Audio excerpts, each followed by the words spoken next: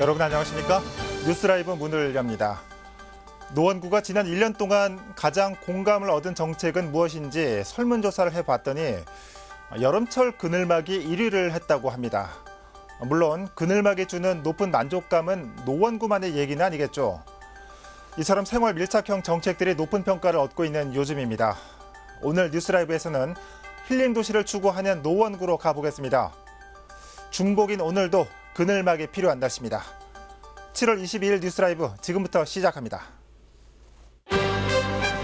오늘의 헤드라인입니다. 선사주거지 유적으로 개발의 제한을 받아왔던 강동구 암사동 일대 층수 제한이 완화됩니다. 서대문구 추경 예산이 320억 원 규모로 확정됐습니다. 홍제역 인근 지하공간 개발과 산후조리원 건립 등 공약 사업에 집중됐습니다.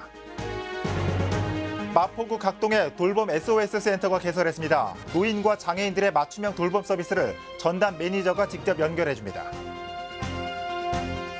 힐링 도시를 강조하는 노원구가 민선 7기 1주년을 맞아 소통 행정에 더욱 박차를 가합니다.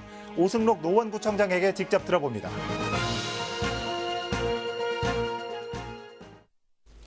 강동구 암사동은 인근에 있는 선사 주거지로 인해 개발에 많은 제한을 받아왔습니다. 그런데 최근 암사동 일대의 층수 제한이 완화된다는 소식이 알려지면서 지역 발전의 신호탄이 될지 관심이 쏠립니다. 보도에 박영찬 기자입니다.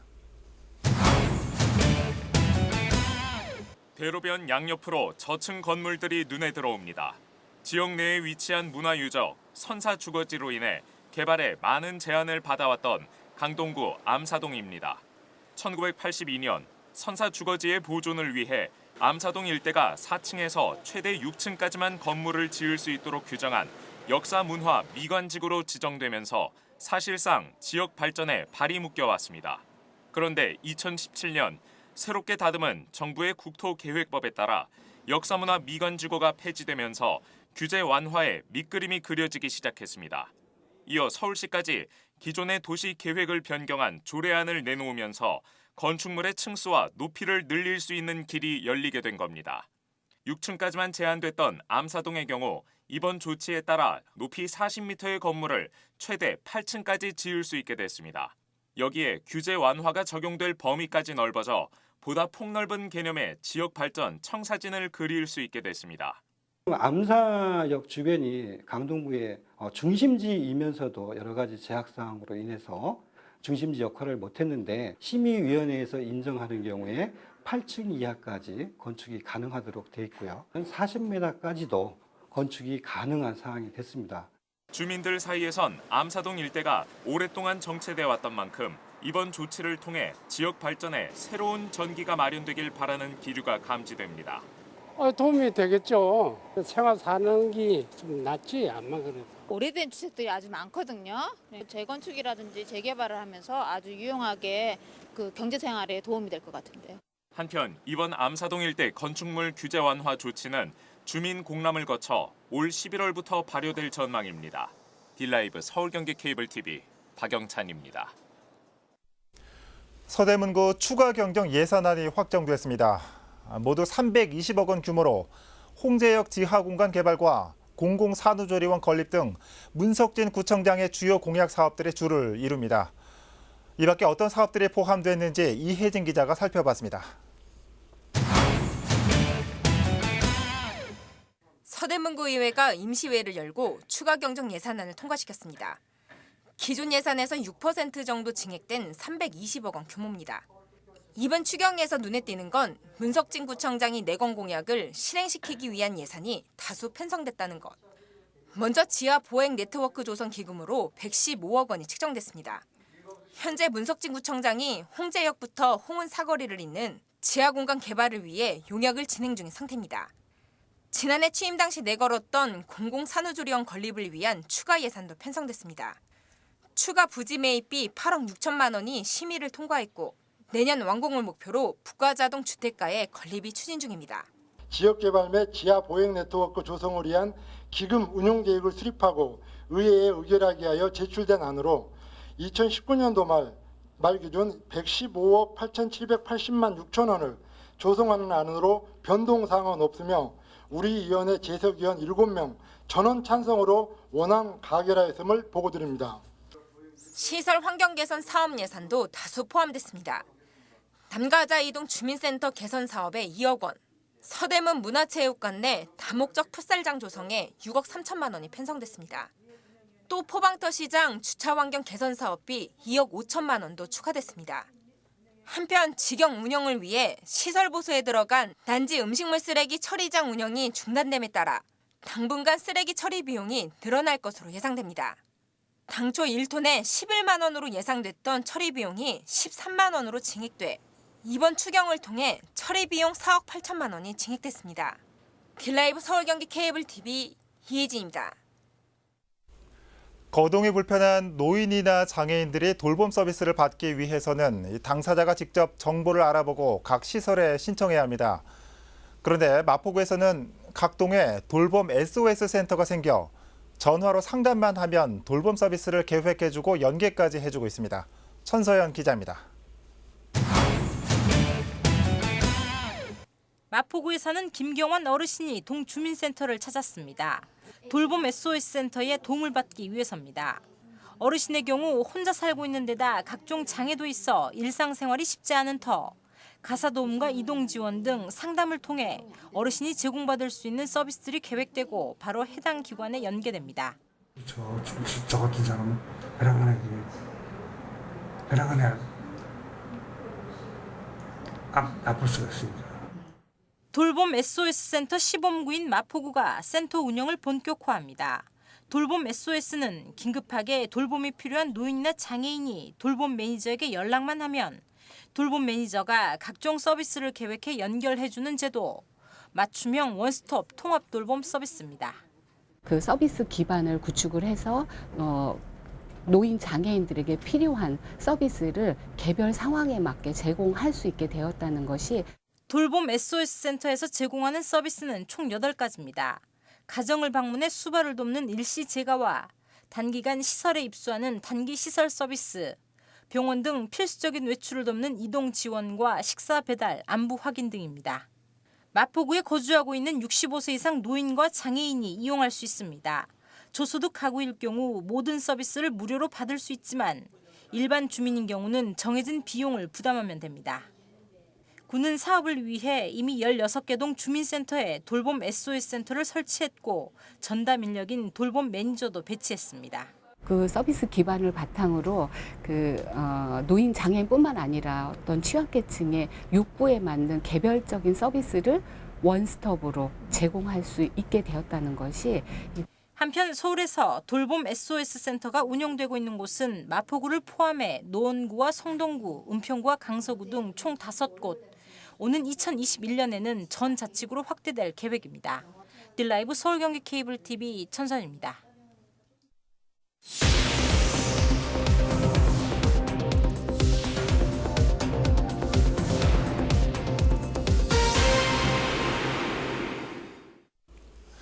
민선 7기 출범 1주년을 맞아 각 자치구 성과와 앞으로의 과제를 짚어보는 시간입니다.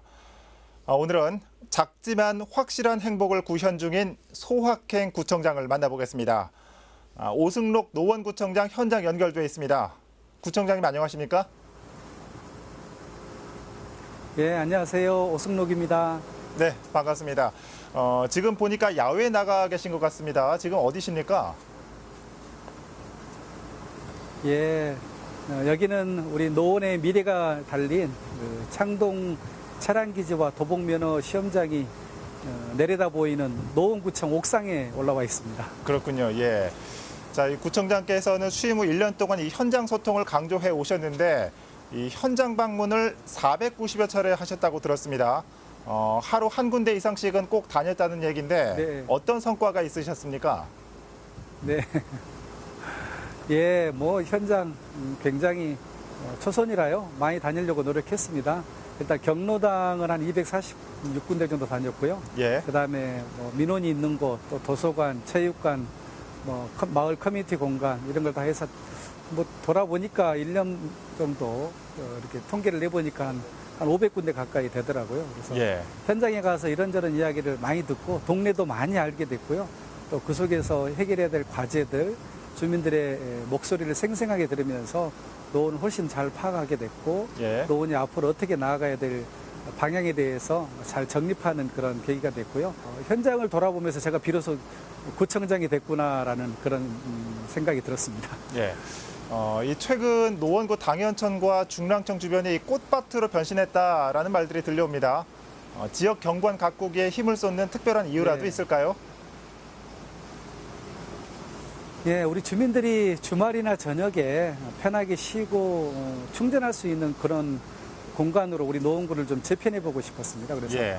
어디 멀리 나가지 않고 동네 눈에 보이는 경관부터 조금 편하고 쉼이 있는 곳으로 바꾸자 이런 생각을 해서 예. 일단 거리 곳곳을 가로 화분으로 해서 한 49km 정도 꽃을 식재를 했고요. 그다음에 여러 가지 다리라든가 이런 난간 같은데 그런데 꽃을 좀 식재하면서 우리 주민들이 그걸 보면서 기분 전환하고 동네가 좀 환해졌다는 그런 느낌이 들 수 있도록 그런 조경에 좀 신경을 썼고요. 네. 또 우리 주민들이 굉장히 많이 산책을 하시는 당연천, 중랑천, 또 경춘선 숲길, 그다음에 우이천, 묵동천에도 주민들이 지루하지 않게 걸을 수 있는 그런 기반 환경을 위해서 꽃이라든가 여러 가지 뭐 정원을 좀 갖고 가지고 볼거리를 좀 제공하는 그런 정도 1년 동안 그런 일들 좀 해왔습니다. 예. 이 말 나온 김에 이 중랑천과 관련된 현안을 조금 더 짚어보도록 하겠습니다. 이 최근에 이 동부간선도로 창동교와 상계교 상부에 수변공원 조성 소식이 있습니다. 그런데 이 도봉구 반응이 살짝 미온적이라고 하는데 어떤 영문입니까? 네. 이제 도봉구는 이제 이쪽 그 상부를 차가 다닐 수 있는 길로 만들어야 교통 정체가 일어나지 않으니까 예. 교통 문제로 접근한 거고요. 저는 교통보다는 우리 주민들의 보행권 이런 것들에 지금 제가 중점을 뒀습니다. 우리 그렇군요. 아시다시피 창동 차량기지와 도봉면허 시험장이 이제 5년 후에 이전을 하면 이 부지가 굉장히 우리 노원의 미래 먹거리가 달려 있는 공간입니다. 예. 이제는 교통도 중요하지만 보행권과 조경 또 그걸 통해서 쉼이 있는 공간을 마련해야만 주민들이 많이 몰려들 수 있고 또 기업들도 와서 편안하게 기업을 할 수 있는 그런 환경을 조성할 수 있기 때문에 예. 동부간선도로 상부에는 공원을 조성해서 중랑천과 연결을 시키는 그런 작업을 하고 있고요. 실제로 뭐 신촌에 보면은 주말에 차 없는 거리를 만들어서 교통에 대해서 우려는 했습니다만은 지금은 차 없는 거리로 만들어서 주민들한테 개방한 걸 굉장히 잘했다고 평가하지 않습니까? 예. 그런 것과 마찬가지로 이곳은 차보다는 사람이 다닐 수 있고 공원으로 통해서 주민들한테 돌려주는 게 훨씬 더 바람직하다고 그렇게 생각을 합니다. 네, 이 힐링 도시로서의 노원구를 강조하시는 것 같은데 이 한편으로는 노원구가 또 문화 도시로서도 자리매김하고 있습니다. 최근에는 노원 문화재단이 출범했는데 네. 이 재단 출범이 갖는 의미는 무엇일까요? 네. 예, 우리 노원 구민들이 문화 만족도가 서울시에서 거의 맨 하위권이었습니다. 그래서 주민들을 만나보면 문화에 대한 갈증과 욕구가 굉장히 큽니다. 그래서 축제 질을 좀 향상시켜야 된다라는 그런 욕구들이 좀 있었습니다. 예. 그리고 동네 구석구석에 생활예술 동아리 또 예술하는 분들이 많은데 이분들을 묶어내고 네트워크하는 작업들이 조금 지지부진했습니다. 그래서 이런 것들을 한데 모아서 문화적 역량을 한데 모아서 시너지 효과를 발휘해야 되겠다. 저희가 좀 서울시에서 좀 늦게 시작했습니다만은 문화재단을 만들어서 문화재단이 중심이 돼서 이런 역량을 한데 모으고 축제라든가 공연이라든가 전시의 질을 높이는 그런 것을 위해서 재단을 만들었고 그 재단이 앞으로는 그 역할을 해나갈 것으로 믿습니다. 네. 네, 말씀 잘 들었고요. 끝으로 이 앞으로 남은 임기 동안 주력하실 부분은 무엇이고 또 노원 구민 여러분들에게 한 말씀 해주시죠. 예, 우선은 우리 노원의 미래 성장 동력 달린 창동 차량기지와 도봉 면허시험장 부지를 이전하는 이 문제를 집중할 생각입니다. 아직 예. 도봉 면허시험장 이전 부지가 확정이 안 돼서 올 연말까지 대체 부지를 찾을 예정이고요. 그다음에 이 부지가 이전하고 난 후에 어떤 산업들을 유치할 것인지, 어떤 먹거리를 들어오게 할 것인지 주민 여러분과 지혜를 좀 모아가는 이 작업이 제일 중요한 작업이고요. 그다음에 당장은 주말이나 저녁에 우리 주민들이 편하게 쉴 수 있는 그런 공간, 한 서너 시간 동안 놀 수 있는 그런 공간을 만들려고 합니다. 그래서 예. 서너 군데 정도 그런 공간을 조금 준비하고 계획 중에 있고 아마 2, 3년 후에는 모든 장소가 다 완성이 될 것 같습니다. 그리고 그 과정에서 우리 주민분들이 계속 함께 해주시고 격려해 주시고 때론 적극적으로 참여를 해 주셔서 주민 여러분들의 의견을 적극적으로 이야기해 주시면 제가 잘 반영을 해서 주민들이 정말 가까이에서 쉽게 즐길 수 있는 그런 공간을 만들어내겠습니다. 앞으로도 구정에 많은 관심과 참여를 부탁드리겠습니다. 네. 서두에 작지만 확실한 행복이라고 표현했는데 결코 작지 않는 세심한 부분까지 신경 쓰는 1년이었던 것 같습니다. 앞으로도 더욱 변화되는 노원의 모습 기대하겠습니다. 구청장님 오늘 말씀 잘 들었습니다. 네. 민선 7기 1년 노원구의 모습 살펴봤고요. 다른 자치구도 한 군데 더 살펴보겠습니다. 종로구로 가볼 텐데요. 3선 마지막 임기 1년차를 보낸 종로 김영종 구청장은 지속 가능한 건강도시 구축을 구정 목표로 내세웠습니다. 이 소식은 지혁배 기자가 전해드립니다.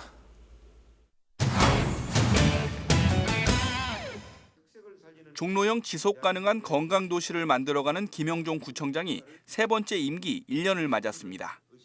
지난 2010년부터 추진한 미세먼지 줄이기 사업, 매일 새벽부터 시작되는 도로 물청소부터 분진 흡입, 주택가와 옥상, 유휴지에서 펼쳐지는 도시농업, 다중이용시설 실내 공기질 개선 사업까지 올해는 그동안의 성과를 인정받아 다산목민 대상을 수상했습니다. 좀 선제적으로 미세먼지가 발생되지 않도록 노력하는 거, 이게 더 중요하지 않을까. 또 그런 쪽으로 앞으로 정책을 펴나가야 되지 않을까. 우리 미세먼지 정책은 결국 도심의 주민 건강을 위해서 또 시민들의 건강을 위해서 정말 중요한 일이다. 관광산업의 양적 성장 이면에 정작 외면받는 지역 주민들. 김 구청장은 사람 중심의 질적 성장에 초점을 맞춘 정책이 필요하다는 입장입니다. 관광객 수의 제한, 시간 통제, 특별 청소구역 지정 같은 모두가 상생할 수 있는 방안을 마련하기 위해 법령과 도시계획 변경을 검토하고 있습니다. 관광버스 진입을 제한하고 서틀을 활용하면서 자유관광객에 대한 편의도 제공하고 관광객들에게 결국은 만족도를 높여주는 거다. 그러면서 이 버스로 인한 주민들 피해를 많이 줄일 수 있는.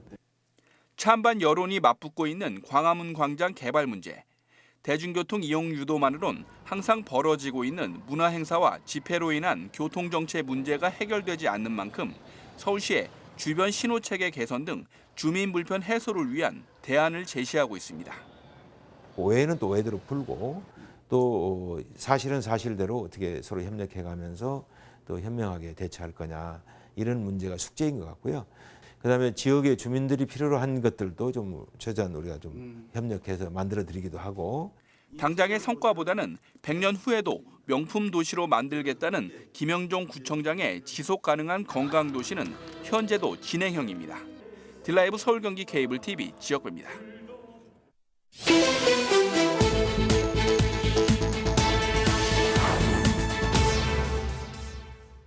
어제 오전 10시쯤 강남구 역삼동의 한 다세대 주택에서 불이 났습니다. 불이 나면서 주택 안에서 연기를 마신 20대 남성 김모 씨가 의식을 잃은 상태로 병원에 옮겨진 것으로 알려졌습니다. 집안엔 김 씨의 아버지도 있었지만 김 씨는 잠을 자고 있어 미처 대피하지 못한 것으로 전해졌습니다. 불은 1,800만 원의 피해를 내고 30분 만에 꺼졌습니다. 당국은 김 씨가 거주하던 집의 작은 방에서 불이 시작된 것으로 보고 정확한 화재 원인을 조사하고 있습니다. 지난 20일 오후 5시 50분쯤 성동구 하왕십리동 인근의 의류 작업장에서 화재가 발생해 소방서 추산 1,700만 원의 피해가 났습니다. 다친 사람은 없었지만 작업장에서 보관하던 원단과 재봉틀 등의 기자재가 모두 불에 탄 것으로 알려졌습니다. 경찰은 작업장 안에서 용접 작업을 하는 과정에서 불이 시작된 것으로 보고 있습니다. 뉴스라이브 사건 사고였습니다. 용산이가 동주민센터에 있던 옛 새마을 문고가 작은 도서관으로 재개관했습니다. 2달간의 리모델링을 통해 도서관의 기능에 걸맞는 도서 환경 개선에 주안점을 두었습니다. 이재용 기자입니다. 하나, 둘, 셋. 커팅식에 이어 현판 제막식이 열렸습니다. 지난 2달간 리모델링을 한 옛 새마을 문고가 해다올 작은 도서관으로 재개관했습니다. 도서관엔 주민희망도서 천여 권을 비롯해 총 10,000권의 장서가 비치됐고 공용 통로엔 중문이 설치됐습니다. 독서를 한다든가 이럴 때 음악 소리가 너무 크게 들리고 운동하는 그 땀 냄새라던가 눈살이 찌푸려졌었는데 지금은 일단 문간 리모델링하고 중간에 문을 다시 설치를 했더니 방음도 되고 냄새도 안 나고 아주 좋습니다. 간편하게 도서를 찾을 수 있는 PC 검색대를 비롯해 아동 전용 테이블과 빔 프로젝터도 마련됐습니다. 용산구는 앞으로 도서관에서 어린이집 원생을 대상으로 한 독서 문화 프로그램도 진행할 계획입니다. 시설이 노후되다 보니까 저희가 아동들이 와서 그 프로그램 하는 조금 다소 어려운 점이 있었습니다. 그래서 앞으로는 그 어린이집 아동 대상으로 해서 창의력 향상 프로그램이나 또 그 책을 바탕으로 해서 만들어보는 그런 강좌를 준비하고 있습니다. 해다올 작은 도서관의 운영 시간은 평일 오전 9시부터 오후 5시까지입니다. 14일 동안 1인당 3권의 책을 빌려볼 수 있고 예약이 안 된 도서의 경우 1회 안에 일주일간 연장이 가능합니다. 딜라이브 서울 경기 케이블 TV 이재용입니다.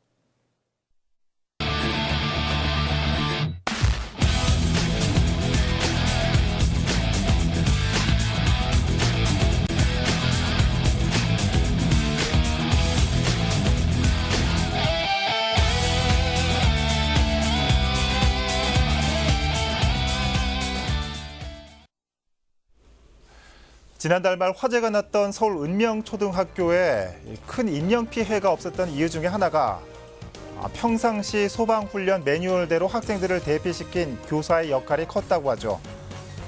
지난주부터 정상 운영에 들어간 이 학교. 재난과 각종 사고에 정해진 룰과 매뉴얼이 얼마나 중요한지 보여준 중요한 사례였습니다. 뉴스라이브 마칩니다. 시청해 주셔서 고맙습니다.